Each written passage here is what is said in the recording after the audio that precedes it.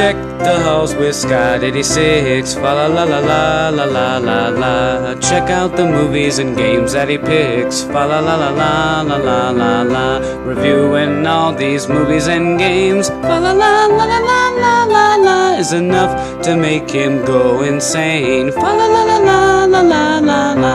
Let's review some movies and games. Fa la la la la la la la la. Christmas reviews for 25 days. Fa la la la la la la la la. Don me now my game apparel. Fa la la la la la la la la. If you like this shit, stay tuned to my channel. Fa la la la la la la la la.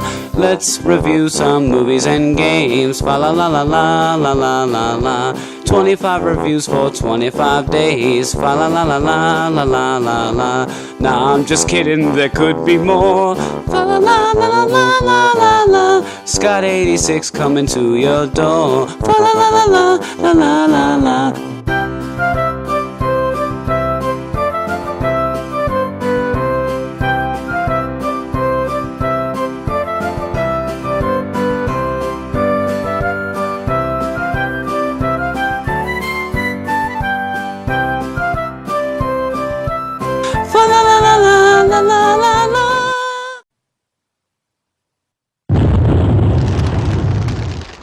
What's up, you guys? Welcome back to another exciting episode of Deck the Halls with your holly jolly host, Scott86. Okay, so remember in part 1 of this review when I was talking about how Hans Gruber discovered that there was a poison pill running around the building, known as our hero, John McClane?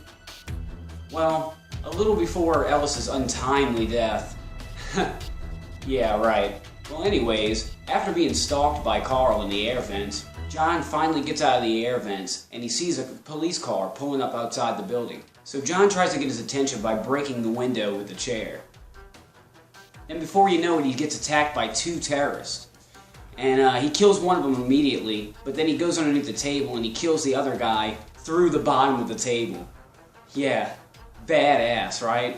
So after a while, Carl Winslow gets tired of searching the perimeter, so he decides to go get back in his police car, squad car, and, get the hell out of there. So then as he's backing up to leave the Nakatomi building, a body falls onto his windshield from out of the building. He floors the car in reverse, and then he's like, the terrorists start shooting at his car and everything. And then he says one of the most infamous lines in the movie, besides yippee-ki-yay, okay? They're turning my car into Swiss cheese! John rummages through the duffel bags that he found off the dead terrorists that he just got done waxing, as he says. He finds a bunch of explosives inside the duffel bags, and trust me, we will find out what he does with those bad boys later on. So then Thornburg hears that there's some shit going down at the Nakatomi building, and he heads off to get the story. So Carl Winslow and John have a little chat over the walkie-talkies, and John basically just tells him about all the plastic explosives that he found, and about how many terrorists, how many hostages are involved in the situation, and just kind of what their plans are, or what he knows their plans are up until this point. And all the while, Argyle was out in the limo in the garage, just scared shitless, watching it all on the TV in the limo. So the cops end up sending in like a SWAT team to try to go get in the building and see if they can do anything to fix the situation, which they can't, apparently. They all run up there and they just get shot down. I don't think they die, but they get a lot of really horrible leg wounds. Then they try to send in an RV. The police have themselves an RV. So they send in this giant tank car. Looks like something Batman would drive. And they try to go up to the building to try to just bust through and get in, I guess. Maybe, I don't know what they were planning on doing. But only to just get taken out with a giant blast from a rocket launcher. And they just get blown to smithereens, and that's it for the RV. Maybe you should have pulled your men back, Paul Gleason. I don't know, what do you think? So then, pissed off, desperate John McClane, I guess in a desperate attempt to make Hans stop his evil shit, he finally puts the explosives to good use. He straps the C4 to a computer desk and then he just hurls it down an elevator shaft. Boom! Kablamo. Little diversion for you, little distraction for you, Hans. And it kind of works out for now, It's gonna need a paint job and a shitload of screen doors. Then, now, finally, the moment of truth, the infamous Ellis death. Yeah, wow. I missed a lot there, didn't I?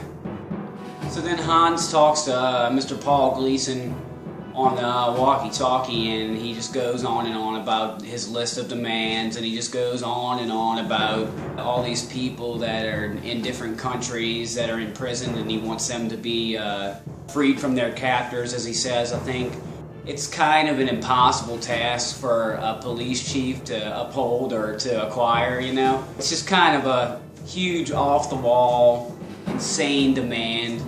But it's Hans Gruber, you know, so like I said in episode, or part 1 of this, he's just a man with a vision.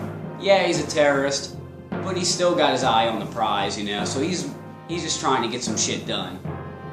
Okay, so then he informs them that whenever this is finally done, whenever all these prisoners are set free from their captors, okay, so then he informs them that they're going to take the hostages to the roof. And the hostages are going to accompany them on a nice little sweet helicopter ride over to Los Angeles Airport. Then they're going to be given further instructions on what to do next. So he basically tells the cops that they have 2 hours to comply, like to do so, or they're fucked, basically. So now the FBI comes into the picture. Okay, so next we go to Hans lurking around upstairs somewhere. He's lurking around, and only to bump into John McClane. I guess they kind of don't really know who each other is at first, but then they kind of start to realize, okay, that guy's definitely Hans, you know, that guy's definitely John McClane, you know, this motherfucker. I guess John doesn't really know that it's him at first because he's doing a pretty good accent to disguise his voice. You could have been on TV with that fucking accent. But I think really, honestly, John McClane deep down knows that it's not him because it's kind of a poor accent, really. And I kind of feel like he was being a little sarcastic with that statement. Okay, so I think he secretly knew that it was Hans because he gives him a gun without bullets in it. Yeah, no bullets. Okay, so Carl and some other goons come in. They start shooting at him. John starts shooting back. You know, there's a huge shootout. They shoot all the glass around him, forcing John to run through the glass. After John gets away, he's holed up in a bathroom, and he's just, you know, sitting there pulling shards of glass out of his feet. Oh my God, the agony of that scene. Huh. Yeah, pretty brutal, pretty intense. He kills one of the guys in the crossfire, though, so, you know, one up for John, another terrorist down. Okay, so after he's done pulling the glass out of his feet, him and Carl Winslow are talking on the walkie-talkie again. John's just kind of wondering, you know, he's kind of curious why he's a desk cop, you know, why he's on the streets. And John asks Officer Carl Winslow, my bad, why he's not on the streets anymore, why he's trapped behind the desk, you know. He basically tells him this sentimental story about one time he was out on patrol and there was a kid with a toy gun or something, and he thought it was real, and he pulled it on him. The kid pulled the gun on him, you know, and he shot him, not even thinking, just being a cop and, you know, reacting, you know. Ever since then, you know, ever since he accidentally shot that little kid, he can never bring it to himself to draw his weapon on another person again, you know. So that's basically just the story that they were talking about. Pretty cool parts of the plot, you know. Definitely awesome. We love you, Carl. Carl Winslow, I mean, not the blonde-headed Russian terrorist guy. Okay, so the FBI thinks that it's a good idea to kill the power in the entire building, but when they do that, the final lock on the safe that the terrorists have been trying to get into the entire film, basically, you know, ever since they showed up, is released. So they're able to gain access to the safe, so they can get all their loot and they can get their long-awaited treasure that they've been waiting patiently for the entire film. Okay, so basically, what happens next is John and Carl, blonde-headed Carl, not Carl Winslow, okay? The blonde-headed bad guy, Hans' right-hand man, there's a picture of it, check it out. That guy, okay? They finally meet up with each other. John finds a bomb, like he finds some bombs placed, and he figures out that it's a double cross. Okay, in other words, the terrorists are going to blow up the building no matter what. Okay, that's just what they're going to do. They were trying to say that if the cops and the police met with their demands, that everybody would be fine. They even told the hostages themselves that everything was going to be okay as long as they just behaved and just kind of abided by their rules. You know, so John finds out that it's a double cross. Okay, he sees all the C4 wired to the roof to blow, and he gets on the walkie-talkie and he's like, "It's a double cross, you know.